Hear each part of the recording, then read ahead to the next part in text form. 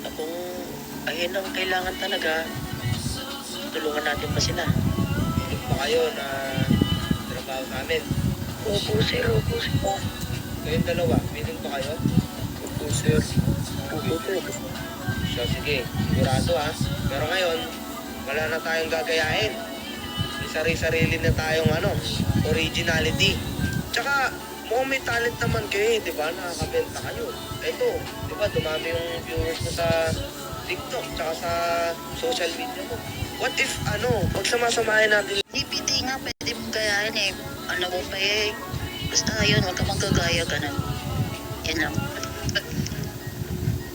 Shoutout po ba sa dalawang tropa dyan kay Iran at Kate. Ang masasabi ko lang po sa content namin ngayon is nagkaroon lang po tayo ng sariling originality. Wala po, thank you.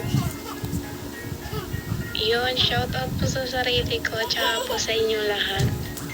Ano po, ang masasabi ko lang po sa content na ito ay ang panggagaya lang po ay para lang po sa school. Hindi ka po magiging better kapag hindi mo po binigyan ng effort or yung sariling sikap po. Yo, shoutout po sa aking pamilya at sa kapatid kong si Cassie. Ang masasabi ko lang po ay di po masamang manggaya kung may limitasyon po ito. Yun lang.